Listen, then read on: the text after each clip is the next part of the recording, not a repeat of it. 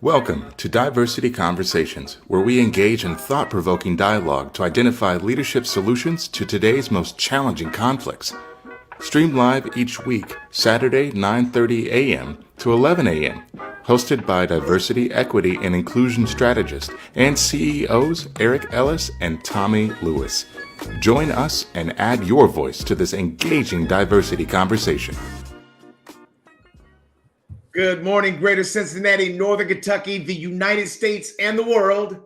My name is Eric Ellis. I'm the President and CEO of Integrity Development Corporation, and I'm joined this morning by my good friend and brother, Tommy Lewis, President and CEO of Make It Plain Consulting. Good morning, Eric. Good morning, Dr. Lewis. How are you, sir? Doing well, Eric. It's going to be an exciting day this morning on this 25th day of February as we're wrapping up Black History Month. We have a few more days, but it's been a very, very interesting month, not only on the Black history side, but also in the space of diversity, equity, and inclusion. And it's good to be with you this morning. Woo, Tommy, it's good to be with you as well, man. You know, we always start, we got a wonderful guest that we're going to be bringing on in just a few minutes. But it's also always great to just have a chance to catch up, man, and kind of talk about how our weeks were. How was your week?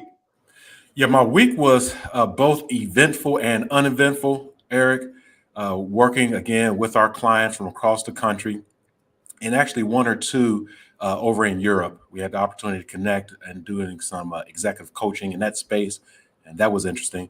But what we've learned is that with some of our long-time systemic organizations or historically trenched organizations like your educational space, that sometimes, Eric, decisions are made to either go forward in this work, diversity, equity, and inclusion, the strategic, or react what's happening in the environment, stop doing.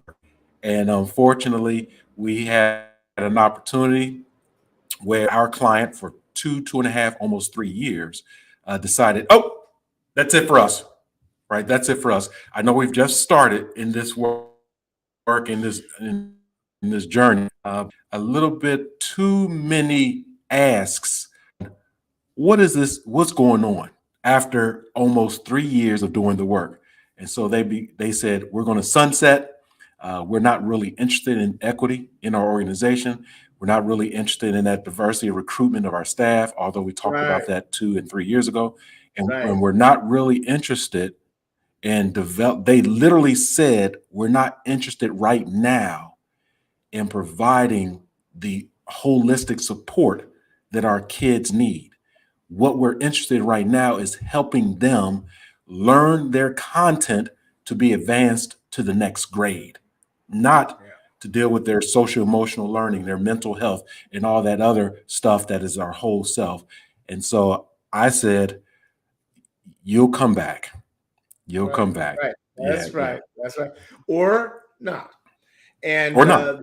And the marketplace is going to also respond to this new level of enlightenment that people think they have. The marketplace has not weighed in, but as soon as people get what they desire, they will then experience that. See, we've been watching the circus of Fox News and, all the political theater, CNN at times as well. And it's been just sort of entertainment from afar. But that stuff is beginning to now become ingrained and entrenched in people's mentalities and their psyches. And so now they are really taking the power that they have and they're beginning to implement that within their institutions. Because in part, Tommy, when the civil rights movement started, there was a big war around civil rights for people. And then when we finally got laws that were passed that said that you had to be fair with people. And then we saw when affirmative action came along that people just said stuff, but they never changed. So then they started putting in standards and goals and objectives because you couldn't just say that you were there and never have any results. So those are the things that precipitated quotas and goals and all those things. But then once people learned that the problem was being biased Then they say, I'm not. Mm-hmm. Okay, the problem is bias. I'm not biased. And so then we went through decades of people saying, I'm not that. Prove it. Can you prove it? You know? And so if people never have to admit anything, Tommy, and so now we're instituting all these initiatives without people ever owning the very fundamental fact that bias exists in people and that our behaviors sometimes implement that. Then when times like this come, now they can say, why are we doing this stuff? Because we've all been saying for decades that we don't have bias. So and so Eric, to jump in real quick, because you have 30 plus, almost 35 years in the space of DE&I, right? Yep. And as you were just walking us through this historical biography, you remember 35 years ago when not only you, but your father in the 60s was the pioneer. Right. Are we today experiencing the same pushback on, if it's not civil rights, it may just be just the, literally civil rights or humanity. Are we experiencing the same thing today in 2023 as we had in the 60s, 70s, and early 80s? Yeah, in many ways, Tommy, we are, but our work is now going to be tested. The work so we've had a runway for 30 or 40 years. And so now that 40 years of opportunity to try to get people on board, now that's going to be tested. And what I would say to you is that we know that there hasn't been that much significant advantage that we've received somehow from this, that this was a false flag for many organizations. They threw up, sort of like LeBron James at the beginning of the game just throws up dust into the air. Yeah, that's what many people have been doing for 25, 30 years, is throwing DEI dust in the air and haven't been really making any changes. And fundamentally inside themselves, they honestly, I would say that many of them honestly don't believe they're biased, Tommy. It's not that they are hiding that. They've never reckoned with how I've looked into people's eyes just as recently as last week and saw that they just couldn't see it. I just, when I see people of color, I don't have a bias against them. And they just don't really realize until you start giving them situations. I had a group with one of my clients say, I just don't like the term white privilege. I don't even use white privilege because I know people don't like it. But I said, okay. I said, but do you believe that educational privilege, you don't have your college degree, you're out in manufacturing. Have you seen people get benefits because they had a degree, even if they didn't know the job or didn't know anything about it? Yes. That's the issue, is that people can see the things that affect them. They cannot see those things that affect others, or they don't want to see them. Just like I said, there are two conservative think tanks that are focused on dismantling DEI in institutions of higher learning.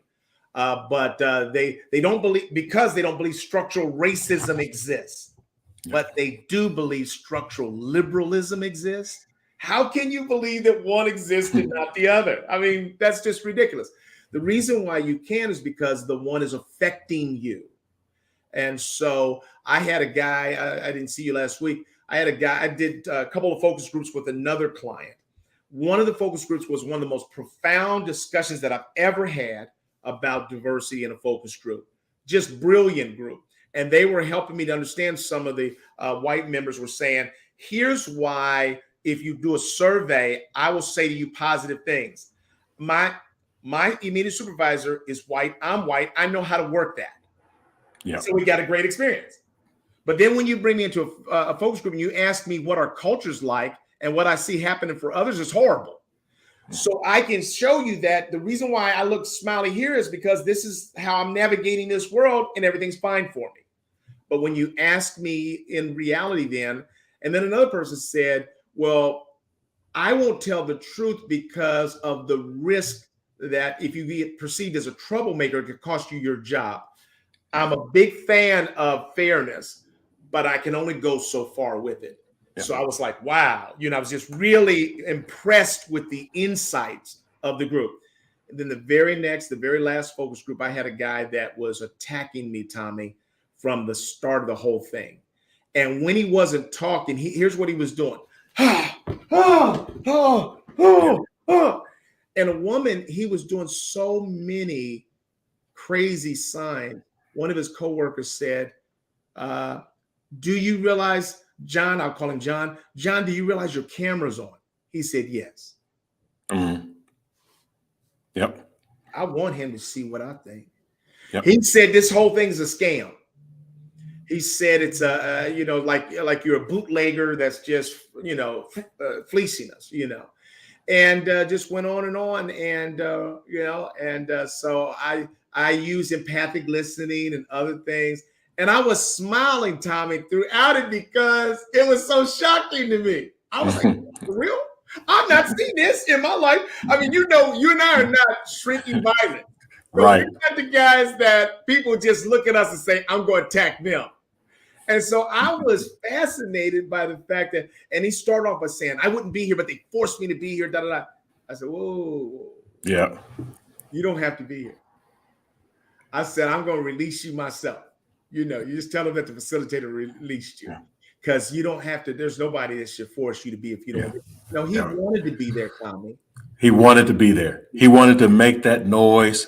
He wanted to throw the hand grenade. Eric, we have got to bring our guest on board to continue this conversation. That's right. Right? This is what I know she's waiting in the rings, like, okay, open the gate, open the gate. And so let us bring Leah Smiley into this conversation and to continue it. Leah Smiley, founder and president of the Society of Diversity. She's a longtime veteran in the space of DE&I, global travel, worked with a number of organizations, not only domestically, but also internationally. She also hails from the great city and state of Indianapolis, Indiana. And she's also a graduate of a historically Black college and university, HBCU, Hampton University, as they call HU, right? HU. So we all know about that. I'm from TSU. The real HU, that is. The real HU, right? The real HU. But it's a pleasure, Leah, to have you again. As you heard Eric and I in our introduction, just would like to give you an opportunity to introduce yourself, and then let's continue this conversation, particularly from your space as the president of the Society for Diversity and what you have been seeing and experiencing. But first, if you would, share a little bit more about who you are. Okay. Well, I was saying in the background, please let me end the conversation. I want to talk too, right? So you all were having such a great conversation. I'm so glad to be here today and talk about something that's very, very important to me, and that is diversity, equity, and inclusion. I have what I call skin in the game, right? So I have kids that are currently upstairs sleeping, and I want to make sure that they don't have any problems when they are entering into college campuses and when they're going into the workplace. So for me, that is the skin in the game, right? So I have a vested interest in making sure that this stuff that we're doing is working. From that perspective, I also look at this thing called generational diversity. And I think that is pretty much the level of expertise that we bring to this conversation. I've been doing this work now for over 15 years. I have a background in human resources training, but also in organizational development. And I like to think about DEI from the executive perspective, right? So I used to work at a Fortune 100 company. And one of the things that happened was this is just natural to me. So every single month I was working on this high profile project. And every month, I would talk about how much money I was saving the company. And what happened was there were layoffs came upon the organization, and they were like, we're going to lay off everybody in your department, but Leah, we're going to let you choose where you want to go. You can go anywhere in this organization. And I was like, that's interesting. They're laying off my boss, laying off all my coworkers, but they gave me the ability to choose wherever I wanted to go. And the reason why was because I was always thinking about making money, saving money, achieving organizational goals. I was thinking about the business, right? And what happened was I realized that was the key to DEI. So there's people who will say, hey, there's no business case in diversity. Right. And certainly that is not true. I am a living testament to that. I have talked to many CEOs who have said there is a business case. Right. The business case is not for you. The business case is for the people that we are accountable to, right? Those shareholders, those board members, those investors, those individuals who were asking questions about how we are utilizing resources. So certainly one of the reasons why I got into this space is because I moved to Indiana about 19 years ago. And what happened was I was looking for a job, couldn't find one.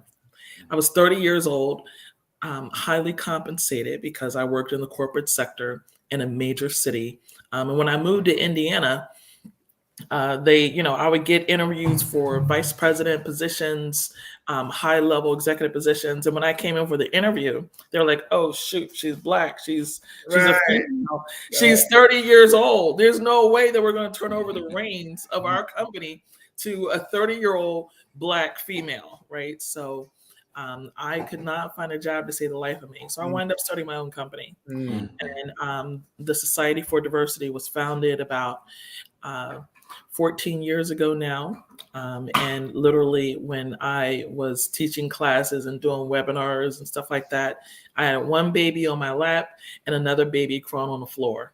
So that was how I got started. And certainly, I was in the background telling the kids, stop, no, don't. But certainly today we are where we are. And again, this work is not for me, it's not about making as much money as I can make. It's about making the impact. Leah, you had mentioned something, and then I'm tying this into previous conversations that Eric and I have had in the space of DE&I. I recall attending a Chief Diversity Officers Conference in 2003 in Charlotte, North Carolina, and one of the guest speakers was a gentleman who was the retiring Chief Diversity Officer for IBM, Ted Childs. And he was the guru at the time of your corporate DE&I initiatives. And he had mentioned in his retirement, as he was retiring, that IBM had invested at the time $1 billion into their DE&I global efforts. And part of that effort was from a talent management perspective. They were looking at talent through an algorithm of literally DNA that IBM was, once they brought folks on board, were asking for blood samples to run through some technology to see if people were predisposed to certain skill sets. The audience that had about 5,000 folks were like, what is this? Is this Gattaca? And all that good stuff. And so that was in 2003. Today, we have artificial intelligence. And so my question is, in your space, as you look at your work and the organizations that you work for, what is really new as it ties into the business case? What's really new, and what is not real? What is not real? Again, I thought that what Ted Childs was offering, I didn't think it was real. I thought it was an anomaly, that IBM investing $1 billion, but other organizations like, no, we're not getting people's blood samples, right? But now with AI, I don't know, is it real, right? So could you talk a little bit about what's real and what's not real in DE&I? Okay, so you're asking such a loaded question. I'm going to tie back to your previous conversation as well. So if you go into a restroom, right, and you put your hands under the automatic sink to wash your hands and the water doesn't come out, that water doesn't come out because of the algorithm not detecting the skin color, Mm. So, because you may have to go to another sync and it works. Right. Oh, wow. The algorithm. I show the white side. Yeah, that's right. So you can turn to this side. It works then. But this I just fade in the background. This side doesn't work. That's cool. That's cool. So that's what's real. The fact that there are organizations that lack diversity in their design, and they also lack diversity in terms of diversity awareness, in terms of, how do we make improvements to our processes? Yeah. So this is where we have organizations who have been doing DEI for a really, really long time. They have to get to the point where they are changing what they do and how they do it in order to continue to get good results. Because what worked 30, 40, 50 years ago no longer is relevant. That's right. We see this big conversation going on now. And what it is really a generational shift, where we have a group of people who want to take us back to the time when they were more comfortable. Right. And More that's right. Yeah. And certainly because of that generational shift, they are finding out that what worked previously is no longer effective. At universities, right? So universities are saying, hey, we want to cut out diversity. We're getting ahead of the politicians. Uh-huh. But I just read a report this week. I posted it on LinkedIn. So if you're not connected with me on LinkedIn, connect with me and you will see some of the articles that I've been posting. I post for a reason. One of the articles that I posted was how some of these universities are now going out of business. Yeah. The ones that they're going out of business. Quickly. The ones that started that have been in business for years, right? And they have not gotten into the DEI space, or they got into the DEI space too late. They're now going out of business, or they find themselves having to merge with other institutions. Woo. Because that's right. They don't have a sustainable path going forward. What we're seeing is that the universities, who everyone's complaining about, that have DEI efforts and that have made that major commitment, those institutions are thriving. Right. They're thriving. Right. And let's not try to pretend like the reason why they're thriving is because they're big name institutions. The reason why they're thriving is because they have invested significant amounts of money in DEI that have allowed them to develop a sustainable path forward. Right. Now, when it comes to those for-profit businesses that are just like, hey, we're going to put $1 million, $1 billion, whatever, into DEI, we're just going to throw it up in the air like dust, right? That isn't the best strategy because it's not intentional. Right. And one of the things that you have to think about in this next generation of us doing this work is that everything that you're doing has to be intentional. So those big universities that started out saying, hey, we got to get a DEI and we're going to invest a lot of money in DEI. The idea was that their campuses would be inclusive to invite all these students from all over the world to want to attend, right? And that's what's happening. You have a really, really educated group of Generation Z people, and they're not like any other generation, right? So they're like, hey, whereas the one group of employees that you were talking to, they were saying, oh, we're not comfortable talking about the unfairness that we see.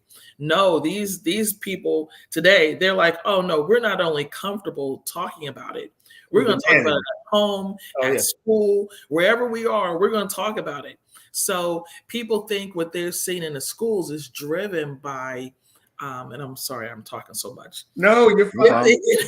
that what they're seeing in schools is driven by the teachers, the administrators, all those different things. No, it's driven by those young people who are calling out unfairness. Right. And that is what's happening in the K through 12 schools. I see it in my own home. When I took my kids to see Wakanda Black Panther for the first time, I'm like, okay, my husband and I were like all excited, like, yay, that was awesome. My kids were in the back like, don't you think that was racist? I'm like, what? They're like, yeah, if there was a movie called White Panther and all the actors were white, right? Would you be happy about that?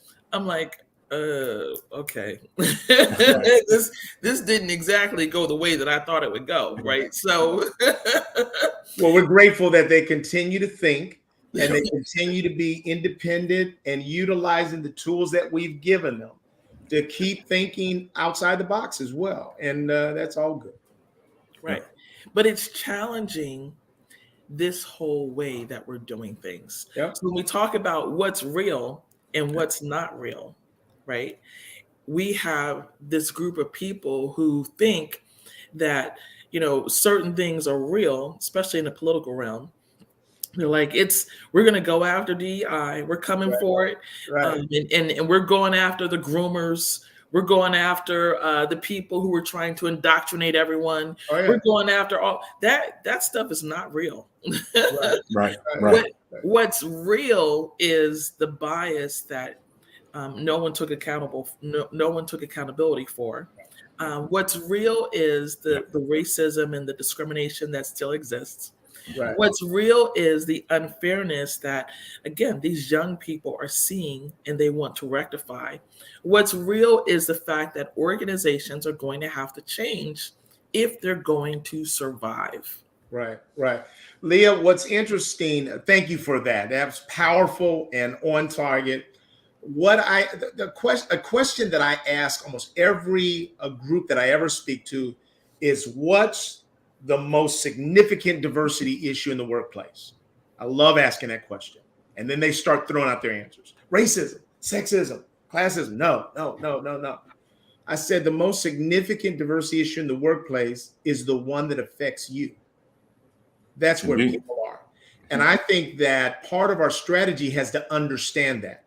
In other words, we have to understand that people are generally listening to DEIB, DEIA efforts through the lens of what's in it for me. Right. And if you believe that you can simply get there through one pathway, you can't. Nobody's going to care about your thing.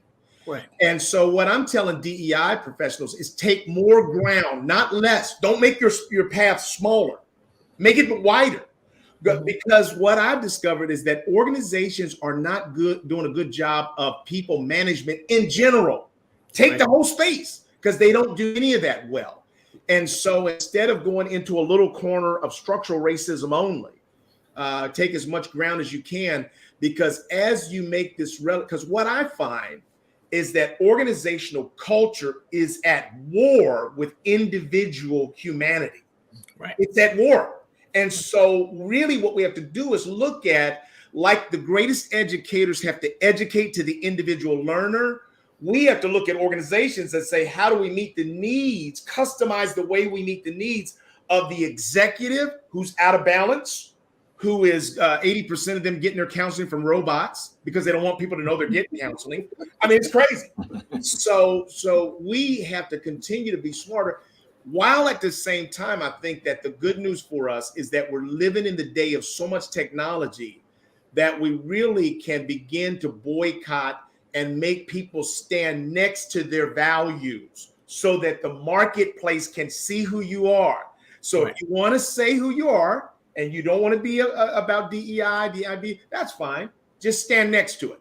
You have to stand next to it. Because as people then get a glimpse of who you are, then they can determine if they want to do business with you. And oftentimes they're going to say no.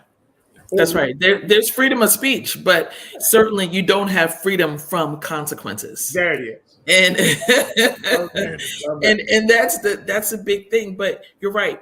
When we teach about the business case for diversity, because there's a whole bunch of DEI practitioners who say, hey, no more business case. Right. They've gone against it. They're going against it because they're trying to appeal to human reasoning, and that doesn't work. Because look, we've been trying to deal with human reasoning for all these years. It's not working.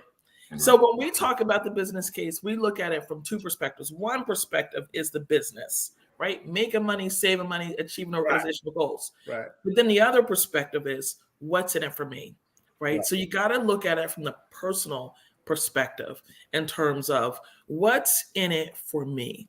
Because if you're talking to me as an individual about the business of the organization, making money, saving money, achieving organizational goals, I'm not there, right? But as whether I'm white, black, purple, green, old, young, or anything in between, I can resonate with your conversation when you're talking about what's in it for me. And that's something when we're looking at the future of this work, we're going to have to really have people talk about that business case differently. Because there is a push for people to for us to kind of go to like a model like they have in South Africa, right? So if you remember, so there's the different social constructs all over the world, right? So there's the apartheid in South Africa, there's the caste system in India. In the US, we have the social construct of racism.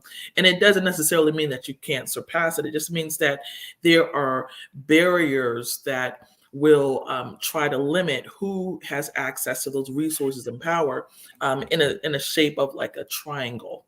Right. And certainly there's a whole bunch of folks who were like in different sections of the triangle. And they're like, hey, if I keep this group down, I'm going to make it to the top. And that's not true. Right. But certainly in South Africa, they had that Truth and Reconciliation panel years and years ago, decades ago. And one of the things that never happened as a result of that Truth and Reconciliation panel is that while people came and they confessed all the things that they did, there was never any accountability. Right. So there was no accountability and there was no redistribution of resources.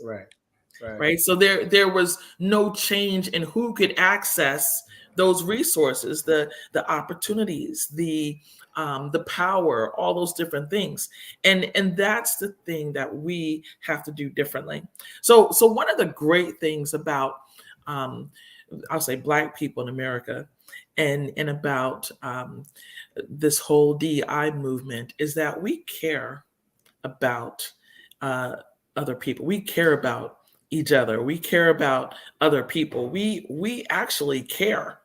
And that is one of the major differences between any other movement that has gone on. We care. We care about each other. We have an unending love, not only for people who look like us, but those who don't look like us. Let me ask this question then, Leah. I like that. Yeah. Let me ask you this question, because I've looked at, I was just telling Tommy a week or so ago that if you ask AI, what are the top 10 DEI firms in the United States, it comes up with 10 white firms.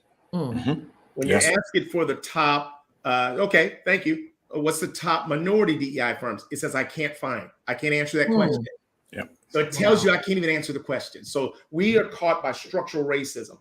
But if you look at us, I tell people that too often we as Black people stop at the structural racism part and we never take inventory on are there any things that I'm contributing that make it hard for me to scale as well? I say that it has been my value, what I value.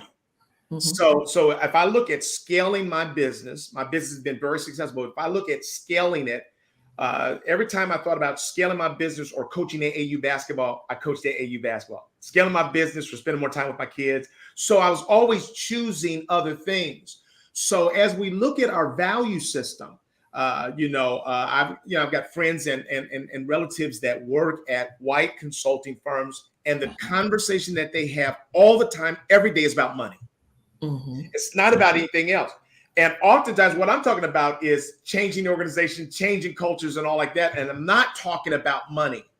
How does that catch up to us if people are looking at the money and saving money all the time? And we're talking about change and making people better. Don't they constantly out-resource us with their messages and make it increasingly difficult for you to ever be able to bring about change if you're not sometimes going after the resources. That's why that conversation about making money, saving money, achieving organizational goals is so important. Now, I'm like you. I choose my kids all the time, right? Right. So, I make it so I'm a basketball mom. Right. So I'm going, I don't miss games. Right. I don't miss games. I am hosting the events. I'm doing all those different things. But yet I'm also getting up I'm staying up until 2-3 o'clock in the morning working. I am doing those things. But again, when my kids think about mommy and doing the work, they actually see something different. They see that, yes, mommy and daddy, they love the work, right? But they also see, and they enjoy the benefits of having the money, right?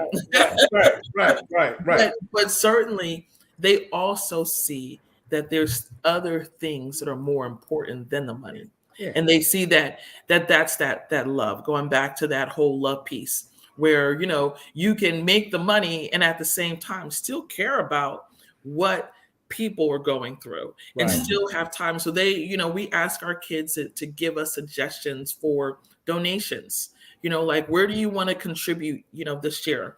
And we go out and we do like family volunteer projects, right? We go to homeless shelters, do those kind of things. We give out toys for Christmas in partnership with the YMCA. So there's a lot of things that they see that, again, helps them to make the connection between that love piece but also the money. Here are some things that you can do if you have money. That's right. And you use it responsibly. That's right. Now, as we're dealing with some of the old guard, right, we're going in the opposite way. So we're going in not leading with the love, because again, they're not getting that. We're going in and we're leading with making money, saving money, achieving organizational goals. And by the way, here's what you can also do. Right. So this is where we really help them to think about their legacy and what their legacy is going to be as they look towards the future. Yeah, if they realize they can have both worlds, they would have made the change a long time ago. That's absolutely true. So I have a follow-up question. So if we're working with a organization that is interested in recruitment, either recruitment of students, right, to get more tuition to make money, either recruitment of talent, diverse talent, maybe scalable, maybe not even domestic, but international, maybe the recruitment of that next generation of leadership. When we think about recruitment, and the business case is, in order for us to scale, to really, really reach a more robust platform of customers, we have to recruit different talent. And so what do we say to the organizations that say, we want to recruit diversity, but we don't know really how to handle the diversity once we have it? That's right. So we're bumped up against that. So again, when we're talking about I'm going to tie everything together, and I just saw a comment from Catherine. So you've got to tie everything all together, right? So I like to what I'll call draw the scenario. And again, this goes back to the business case. I'm going to draw the scenario. Here's what we are currently doing. Now, we have, let's say, 4 years ago, we recruited 10 employees. I mean, 10, let's say 10 students. Yes. And each student paid $10,000 in tuition. So we recruited 10 students 4 years ago. The first year we get $100,000. Yeah. The second year we lose 5 of those students. So now we're at 5 students left. That gives us $50,000. The third year we lose another 3 students. We're at 2. We only get $20,000. The last year we only graduate 1 student. Right? So that gives us $10,000. Now, here's what we're going to do. We're going to introduce a plan that's measurable and make it so that we introduce perhaps 3 or 4 interventions, right? So one intervention would be to slightly increase the number of diverse students. The second is to focus on those retention and engagement issues, right? So we're going to focus on how do we retain, engage, include, and retain those students so that they can do better. And one of the ways we'll do that is through training, right? The third thing that we're going to do is we're going to offer some programs for those students so that they can also, engage and retain and sustain their learning and ultimately graduate. Now, in the course of us doing these things, we may do a fourth one, which is hire some more diverse faculty and staff. Yeah. In the course of us doing these things, these 4 goals, 4 very simplistic goals in our strategic diversity plan, we are contributing to the organizational goal, which is to increase the graduation rates.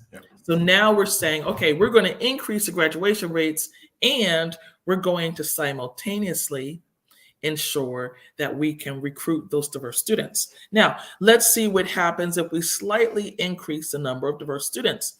The tuition is $10,000, right?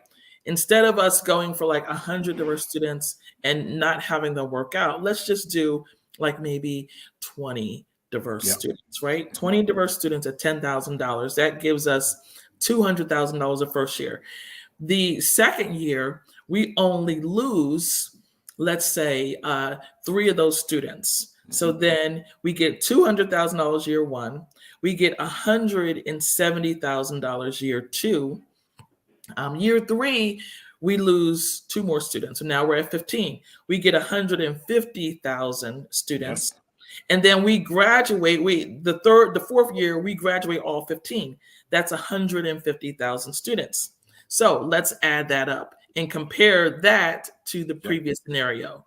So now we're saying 200,000 plus 170,000 plus 150,000 plus 150,000.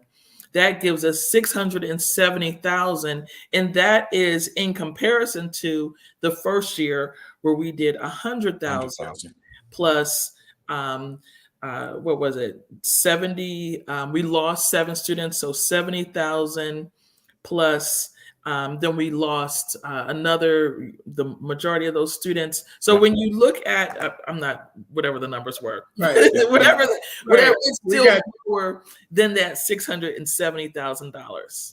Right. So when you compare, here's what we're currently doing to here's what the potential is, we can grow this $670,000 and it'll pay for all the programs that we're doing. And over time, it will help us to improve those graduation rates. That's the business case. Leah, real quick, Eric, real quick. I just want to acknowledge for our community that's coming from the West Coast, East Coast, northern border to the southern border.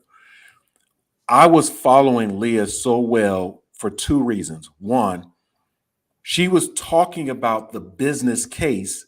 And in business, whatever it is, if we're focused on the bottom line, it's always numbers. It's always money. And so if anyone was lost in the sauce talking about the numbers, we're not connected to that business case. Right. So in DE&I, we always have to talk numbers. How do we save? How do we earn? How do we achieve those goals? I got that. The second point of how I was so motivated and inspired by what she was sharing is because as I was listening to Leah from the previous conversations that we've been having to make the immediate pivot into the business case, pull back out into the social, emotional, kind of personal, go right back into the business. That is the diversity dexterity that a diversity expert shows.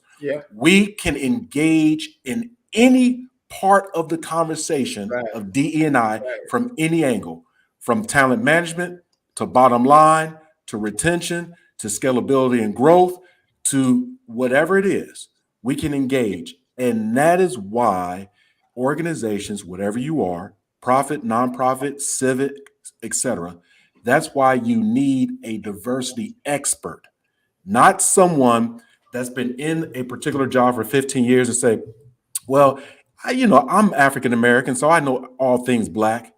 That's not always true. Right. Not always true. And so that's why I wanted to give Leah the kudos because of the dexterity, and particularly when we're looking at thinking globally and acting locally. Right. That's how we scale. Sorry about that, Eric. I love that. Leah, I'm absolutely on the same page as you, but let me push back a little bit. My pushback to you is that I am finding that it's the rare organization that actually cares about the business case. That in fact, through their actions, forget what they would say, through their actions. Because what I'm seeing is too many people who their future is not directly tied to the economic success of the organization. And so they can rope a dope until they get out of there onto something else.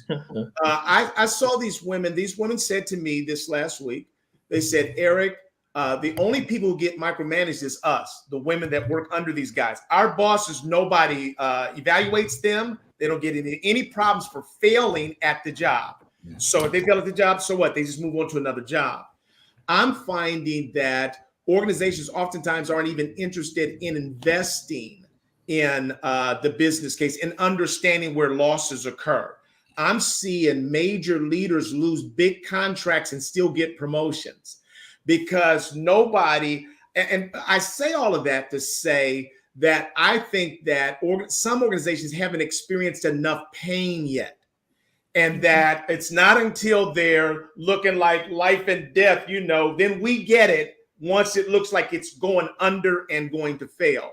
Right. I just had an opportunity. I was invited to maybe buy $1 billion company.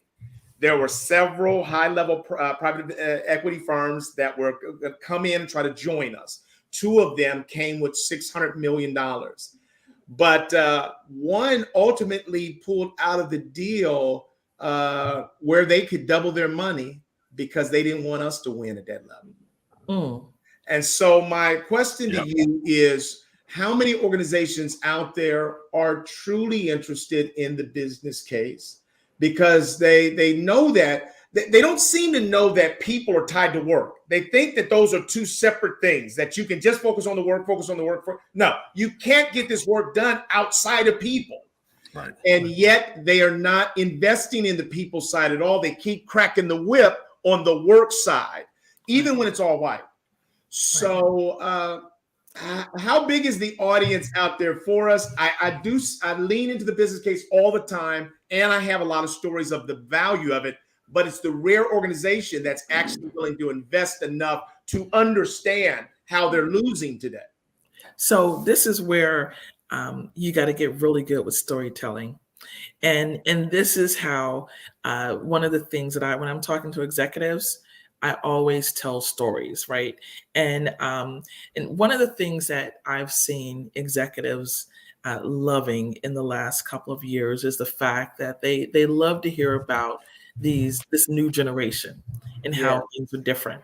So you've got to tell stories about how this new generation is changing things, and where you think you may be relevant, you are not really relevant, right? So you're leaving on a drop of a dime. Bye. Yeah, you think you're relevant, and from a sustainability perspective, you can either say, and I actually live like this. Look, from a sustainability perspective, you're either this organization is going to go under and your resume is going to have all these great things on it, but nobody's going to remember this company once it goes under.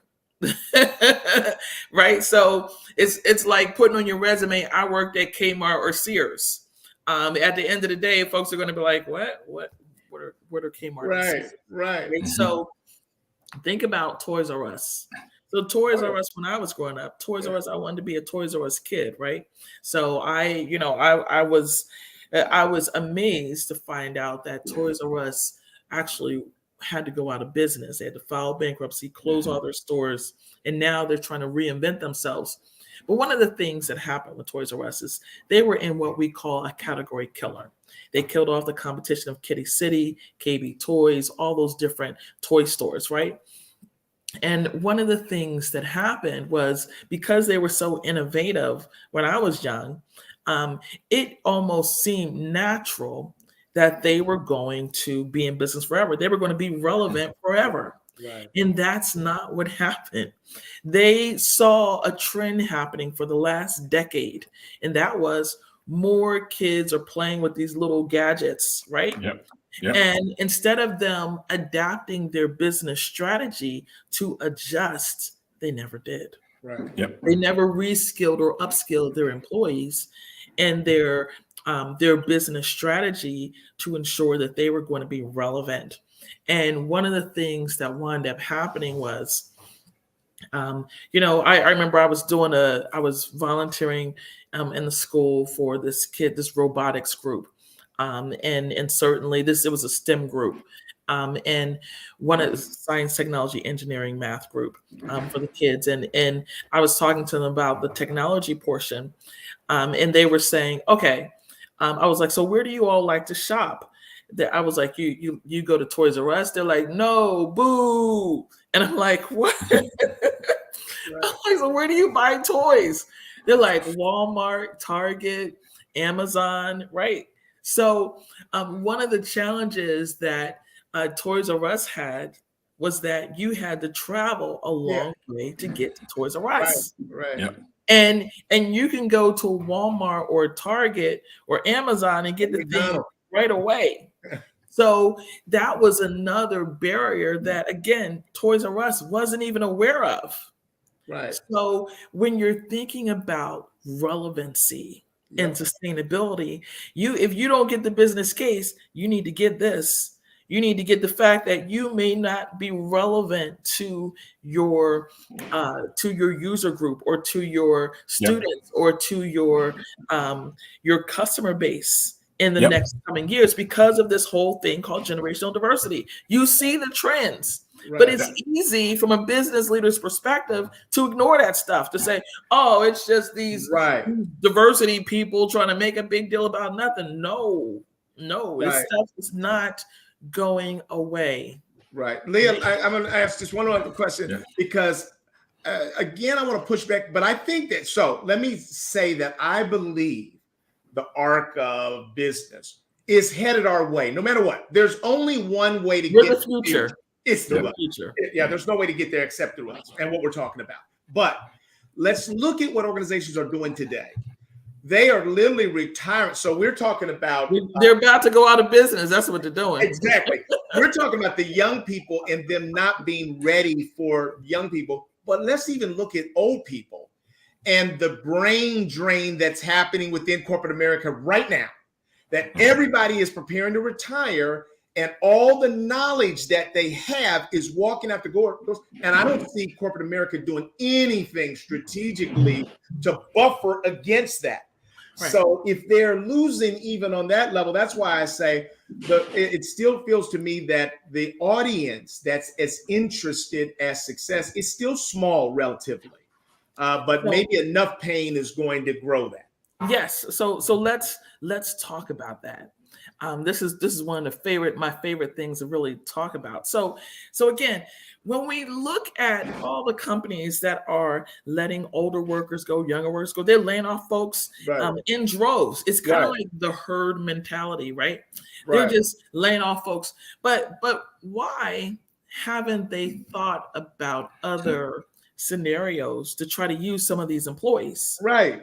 It's like everybody else, we're going to lay off workers and we're going to, blow up our stock price by laying off workers. And it's short term. And you think about the impact of what the airlines did, right? Yep. So when COVID first hit, you had the airlines laying off thousands of workers, right? And then all of us, and then they took the money from the government to, as if they were keeping us workers. Right. But what wound up happening is when the travel industry rebounded unexpectedly, what were those people doing? They're like, oh my gosh, we don't have employees. We got to cancel flights. And people started getting frustrated. They started going on the airplanes, hitting and abusing. I'm not advocating for that, but the frustration was real because you had executive leaders who didn't take seriously the need to be creative. They could have said, you know what, we're going to do, and this is where that diversity of thought comes in, right? We're going to be creative in how we reskill and upskill our staff so that we can make use of them, because we already know if we need to hire them back in an urgent way, we won't run into any problems, right? So we won't have to have, pilots who have to get 7 months of training before they can start flying again. We won't have to find staff who all of a sudden found new jobs, right? So now that you need you need that staff again, you can't find them, and you still have to keep, your customers waiting and it being inconvenienced. And that is what happened to the airlines industry. People aren't learning from that lesson because we're not telling that story. Certainly that same thing is going to happen with a lot of other organizations. So with those airlines, what they could have done is they could have said, you know what, we know that there are backlogs at the ports. Why don't we start flying in freight? Why don't we transpose some of these commercial flights into industrial flights and make it so that we're, flying goods and toilet paper, all that stuff that we couldn't get. Let's start flying some toilet paper from overseas. Let's start making it so that we can end some of that supply chain crisis, right? But they didn't do that. The only thing they thought was, we got to lay off workers. Right. I share that to say that there is a new brand of company that is arising. And while everybody's focusing on these big organizations that are laying off, there are a trove of diverse people who are getting laid off, and they're starting their own enterprises. Absolutely. Yes. What? Not only are they starting their own enterprises, but they're successful. They are getting up to in many cases, they're getting investments. They have money because they've been suing folks. Right. So that's hilarious and true. Right. They got all the skills. They are starting business. That's hilarious. They're learning from the mistakes that the big corporations are making. Right. So there's going to be a new rise in organizations. Let's focus on them. I love that. Tommy, you got anything? Yeah, let's focus on them. And that was we have our community chiming in as well and sharing. That was the gem for the week, what you just shared, a gem for the week. As you were sharing, I thought about how organizations, companies had let go of their talent, right? In other words, they had their fish and they released their fish back into the pond. Yeah. And then they stopped fishing, right? And the industry called it a labor shortage. Right. The fish was in the pond, right? It's always been there. So people, to the point of what happened to all the talent? No, they're still there. Right. They're still there. Some of them have kind of swam into their own lane, own part, and created their own enterprise, right? Be it an MBE, WBE, DBE, all those small business enterprises. Some of them are still, they're avoiding that bait. We were tricked before, right? In other words, for the last 20 years, 25 years, I knew I was worth more than what I was being paid. My value was greater than the cost, the compensation. So I'm not going to bite on that bait again and get hooked. Right. The talent got smarter. Industries, to your point, Eric, it was disconnect between that work, right? The work of making money, transporting human beings through the air, and the people to do that. Right. And also, to Leah's point, we had those in leadership who truly, again, this is very broad and general, truly did not have the diversity of thought or the risk fortitude to say, let's move from commercial to industrial. We may lose some money on the front end, some revenue, but we'll gain it back up when we show out the workforce that we are loyal to you to make the shift for you. We're going to bring you back, move from industry back to commercial, spike this thing back up, and then be accountable for this money that we did get from the government right? Because we strong arm them. Yeah, you hit a lot of things on the head. Yeah. A lot of things on the head. Leah, what I'm finding that is working. So I would say to our community that organizations where the people, especially the leaders, where inequity and bias are working for them, then they have no interest in trying to move from that system. So if just me being a pal and a buddy to somebody else is going to give me the next up, then I have no interest in your business case or in doing more research that would prove that I'm not getting anything really done. What I have found, though, is that, Leah, a lot of people sometimes try to block us from the CEOs, because anybody that gets in the ear of the CEO then also has the potential to maybe influence change. What I'm finding is that when we do get to the CEO and the CEOs really listen and start participating in things, they see immediately the business benefit to what we're talking about, and they start making changes dramatically across the organization. And so I think that the key for us is really to try to get to the decision makers that care about the business case and care about success, because that's where we're going to find our success. Right. The other thing I would ask you in closing, man, we've just blown through this time, is that we see too often that people that are in the space that we're in are not collaborating enough. We almost look like crabs in a barrel. And so we sort of blunt our collective ability to be heard more and to utilize our individual skill sets and wisdom. We don't seem to understand that the market is so much bigger than all of us put together could ever deal with. What advice would you have for those of us in this field sort of collaborating to create more of these successes? Because I think that's the real key, is don't waste a lot of time talking to people who ain't interested. Go find those that are, or create things that take advantage of the business case that DEIB offers.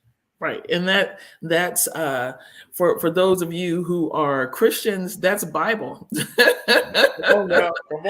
That's Bible. I mean, it's, Jesus said you went and you invited some folks to the wedding ceremony, and some of those folks said, "Oh, I'm too busy, can't do it, can't make it." Yeah, we shake the dust off of our feet and keep moving, right? Let's invite the people who can come, who are interested.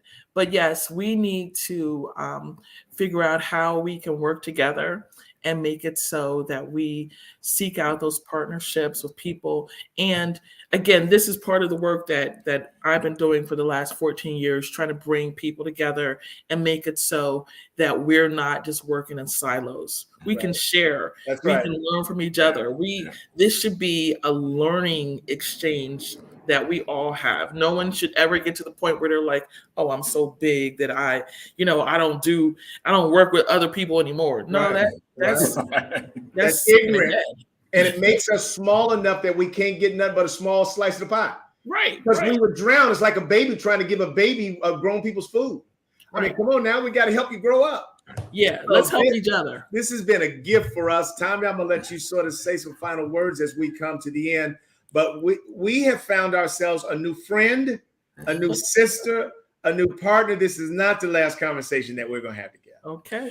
We had Leah Smiley, president of the Society for Diversity.